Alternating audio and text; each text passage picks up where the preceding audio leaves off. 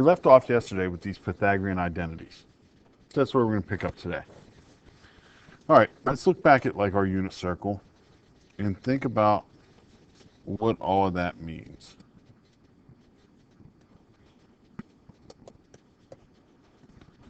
Oh no.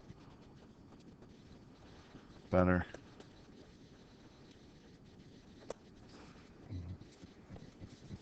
Okay, remember on the unit circle, whenever we have a radius, it's of 1, right? So we have a radius of 1. Then I can draw a line down to the x-axis from there, whatever that point is, no matter where it's at.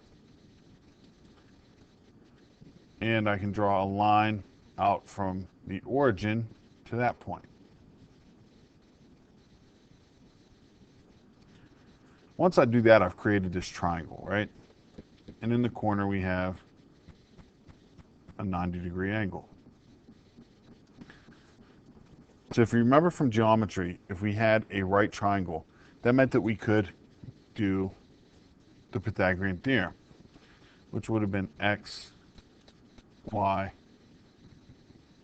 and this was our hypotenuse. So it would be x squared plus y squared equals h squared. Well, in this case, because we're on the unit circle, our h is 1.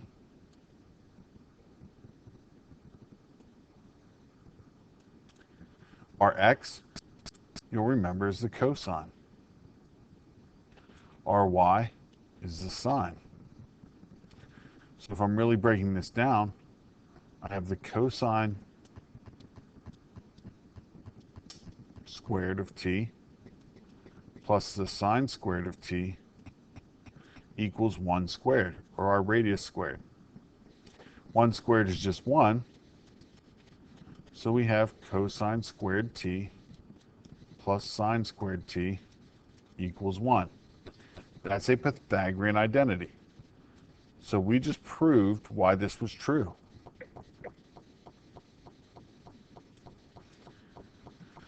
Now we don't have to go through all of proving them, but we can also know that the tangent squared of t plus 1 is equal to the secant squared. And our last Pythagorean identity is 1 plus the cotangent squared is equal to the cosecant squared.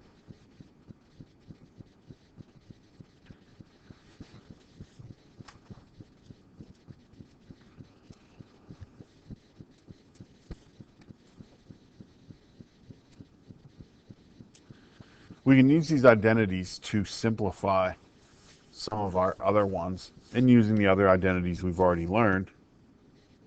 So I want you to try this one.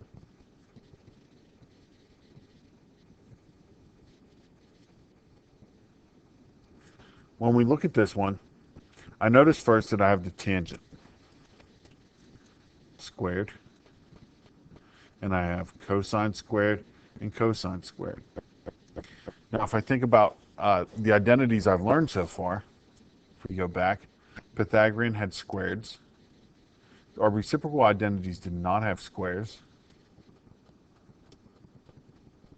We had the quotient identities. Those didn't have squares. So I know I'm going to need to use a Pythagorean. But I also know that my Pythagoreans aren't going to provide any help just by looking at these. There's no tangent and cosine combined in these. I have a tangent and a secant, which would be 1 over cosine squared of t. So that could possibly provide us with some help, but it's not looking good so far. That tells me that I need to try to get this tangent to relate to the cosine somehow, which means I need to use my quotient identities. So sine squared t over cosine squared t, so remember the sine over the cosine is the tangent, times the cosine squared plus cosine squared. Now I have sine squared over cosine squared times cosine squared. Those are going to cancel out. I'm left with sine squared t plus cosine squared t. Now that looks familiar to me. Sine squared t plus cosine squared t. I don't know where I could have possibly seen that before.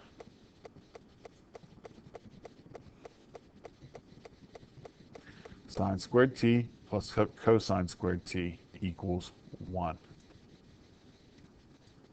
So this whole mess turned into 1. And that's our final answer for that. These can get pretty complicated, especially because we're not done learning identities yet. We also have the periodic, I knew I was going to mess that word up. Periodicity identities. Periodicity. Hold up, I'll be back.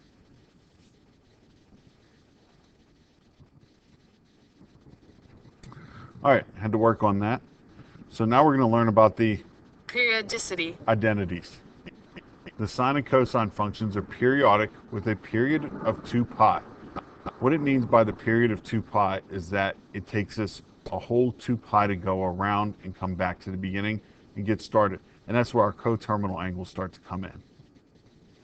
So for every real number t, the sine of t plus or minus 2 pi equals sine of t. That's our coterminal angles and things like that. And the cosine of t plus or minus 2 pi equals cosine t. The tangent function is periodic with a period of pi. For every number in the domain of the tangent function, the tangent of t plus or minus pi is equal to the tangent of t. Why does that matter? Well, it matters because once we cycle through an entire period, then we restart and we're starting over again. So the fact that we're restarting over again takes us right back to the beginning. So when I look at something like the exact value of sine of 13 pi over 6, well, that can create a problem because 13 pi over 6 is most certainly not on our unit circle. So let's look at sine 13 pi over 6, and then plus or minus 2 pi. If I do plus 2 pi, that's going to make this even bigger. That would give me 25 pi over 6. It's just getting brutal. We don't want to deal with that. So let's try to make it smaller. So let's subtract. If I subtract 2 pi, then you'll remember from elementary and middle school and high school, in order to subtract this, I have to have a common denominator, which means I have to multiply this bottom, which is already a 1, by 6. If I multiply the bottom by 6, I have to multiply the top by 6. So 2 times 6 gives me 12. Now 13 pi over 6 minus 12 pi over 6 gives me sine of 13 minus 12 is just pi over 6. Then what is pi over 6? We can check our unit circle, and we're going to find that sine of pi over 6 is just 1/2.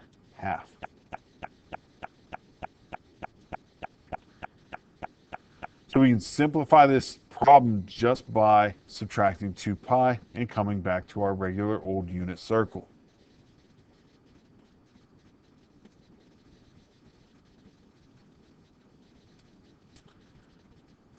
Next is negative angle identities. So if I have the sine of negative t, or a negative angle, that's equal to the negative sine of t. So if I have the sine of a negative angle, kind of forget about the angle, find the sine, and then make it negative. If I have the cosine of negative t, that's equal to the cosine of t. Nothing changes. Tangent of negative t is like the sine, it's going to become negative tan t. If we use our good old-fashioned quotient identities, this one makes sense, this tangent one. If I have sine of negative t, tangent negative t, remix, tangent of negative t is sine of negative t over cosine negative t. We'll use in the first one, I know that the sine of negative t is the negative sine of t. Cosine of negative t is just cosine of t. So now I have negative sine over cosine, which is negative tangent. Done. All right, let's find the exact value of sine of negative pi over 6. That means I put a negative out in front and find the sine of pi over 6. I wonder what that could be. Sine of pi over 6 is 1/2, and it's negative, so we're done. Cosine of negative pi over 6, well, that's just going to give me the positive cosine of pi over 6. That doesn't change. Cosine of pi over 6 is root 3 over 2. Yeah, I'm smart. In all honesty, memorizing the unit circle is going to be very helpful to you, just so that you have these numbers in your head and you can start picturing them. Like in my head, I immediately think of, as soon as I see pi over 6, I think of there, and then this one is out further like this, right? So pi over 6 is this angle here. Remember, pi over 6 is the smallest one of our first quadrant angles, and that is always just root 3 over 2 and 1/2. Because this one is going to be further out on the circle, on the x-axis, I'm thinking about my unit circle. Oh, that's ugly. Remind me of some kids in here.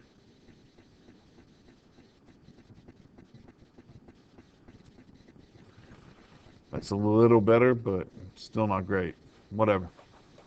Because this one's further out, I know that my root 3 over 2 is in my x, and the 1/2 is the y.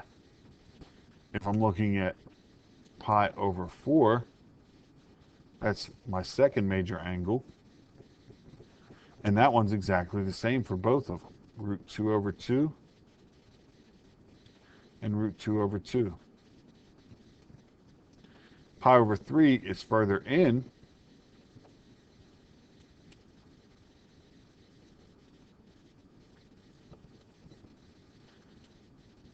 as far as the x's go, so the smaller number goes first, and root 3 over 2.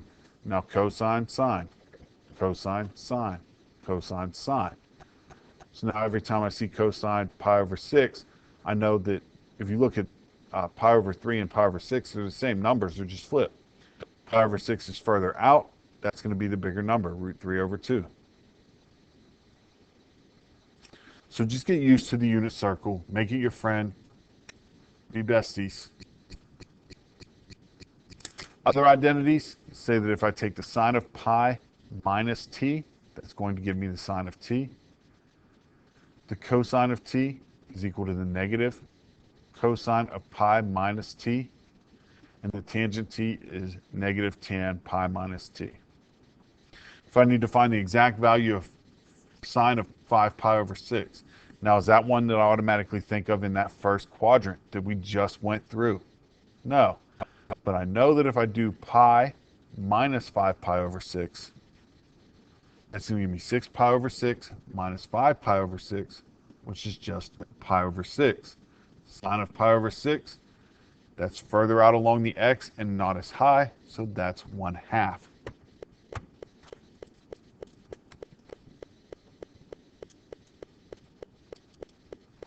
So my sine of 5 pi over 6 is equal to 1/2, because it's equal to sine of pi over 6.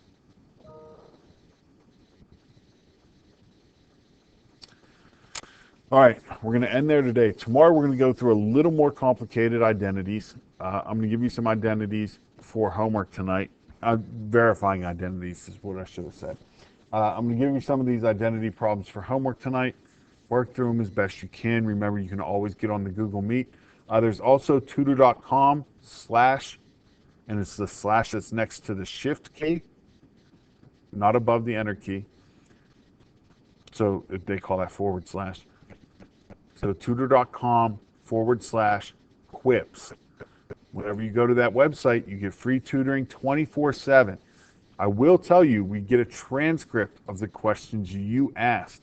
So whenever you're doing a test, if you're going to do it that way, I'm going to catch you every time. You have to have your Quips login ready in order to get into that, by the way. All right, guys. Good job today, and I'll see you tomorrow.